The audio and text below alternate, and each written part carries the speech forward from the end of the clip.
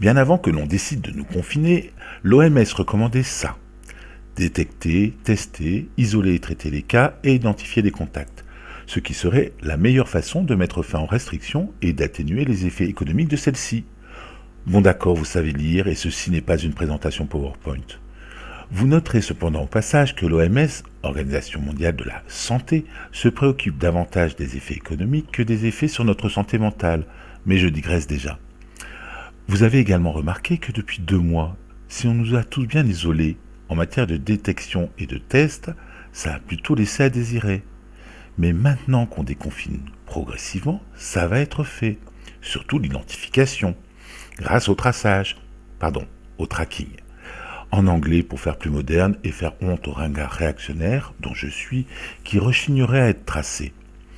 Loin de moi l'idée de les insulter, mais les membres du Conseil constitutionnel ont eux aussi rechigné, et la loi de prolongation d'état d'urgence n'a pu être promulguée qu'hier à cause de leurs réserves sur ce traçage et ce traitement de données, pas vraiment compatible avec le respect de nos vies privées. Quelques médecins et plusieurs députés de l'opposition se sont aussi inquiétés de la dérive du secret médical à laquelle va conduire le dispositif mis en place par notre gouvernement.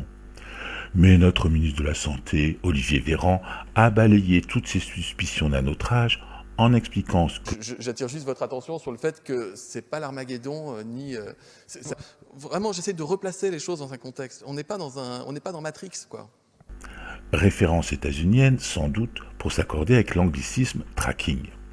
Par contre, j'ignore à quel conte de fées Olivier Véran faisait référence quand il a rebaptisé en anges gardiens les brigadiers, chargés de tracer les suspects après leur dénonciation, leur signalement, par les médecins à l'assurance maladie. Ce sont les fameuses brigades dont a parlé le Premier ministre, ces brigades d'anges gardiens.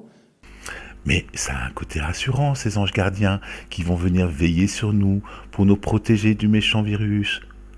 Pour ma part, je m'inquiète. Au tout début de la pandémie et de l'injonction à la peur, je disais que je redoutais le glissement du sanitaire au sécuritaire, puis au totalitaire. Voyez-vous, les grandes épidémies, on le sait par l'histoire, ont provoqué de grandes peurs. Et ces grandes peurs peuvent provoquer des événements politiques dramatiques. Des foules terrorisées peuvent être manipulées de façon totalitaire. Et même si Le Pen l'a dit avant moi, j'ai bien le droit de le penser, comme j'ai encore le droit de dire en même temps ou merci pour ce moment. Nous n'avons pas fini de glisser, mais le curseur s'est déplacé. Prolongation d'état d'urgence, attestation de sortie, distanciation sociale, port du masque obligatoire, autorisation nécessaire pour les déplacements à plus de 100 km à vol d'oiseau, et j'aimerais bien être un oiseau, attestation dérogatoire pour prendre des transports aux heures de pointe, surveillance policière, contrôle dans les gares, dans les trains, sur les routes, surveillance par drone ou par hélicoptère, vidéosurveillance et expérimentation de la reconnaissance faciale. Pas facile avec les masques, mais les contrevenants se verront bien. Traçage rebaptisé tracking, donc fichage, que personne n'a osé renommer phishing, application numérique, toujours pas disponible mais très prometteuse elle aussi en matière de respect des libertés. Je suis sûr d'en oublier. Mais je suis lassé des inventaires où le pangolin remplace le raton laveur.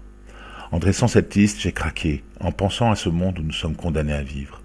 Puis je me suis repris, et j'ai retrouvé ce passage où notre Premier ministre évoquait les dérogations à la règle des 100 km jeudi dernier lors d'une conférence de presse qui réunissait 2 journalistes. La simple visite pour se faire plaisir, le déplacement dans une résidence secondaire, tout cela me semble en revanche ne pas relever du motif impérieux et donc il faut, dans toute la mesure du possible, se l'interdire. Se faire plaisir, c'est risquer d'être verbalisé. Ça ne fait plus partie de nos libertés fondamentales. Non, ce n'est pas Matrix ou Armageddon, mais ça commence à ressembler à 1984. Et je ne suis pas le seul à le dénoncer. Dans cet ouvrage d'actualité que je vous recommande, Patrice Franceschini souligne que les temps, au-delà de la seule crise sanitaire que nous traversons, n'ont jamais été aussi orwelliens. Mais je ne vois vraiment pas pourquoi je tente d'alerter sur ces libertés moins résistantes que le virus. Non pas parce que Olivier Véran est si vite devenu la deuxième personnalité préférée des Français, en compagnie des deux Nicolas, Hulot et Sarkozy, ça fait moins envie que peur. Mais parce que les mêmes Français, dans un autre sondage, ont fait savoir qu'ils étaient prêts, d'accord, à 44% à sacrifier la démocratie pour avoir plus d'efficacité. Ce n'est pas encore la majorité, mais ça progresse.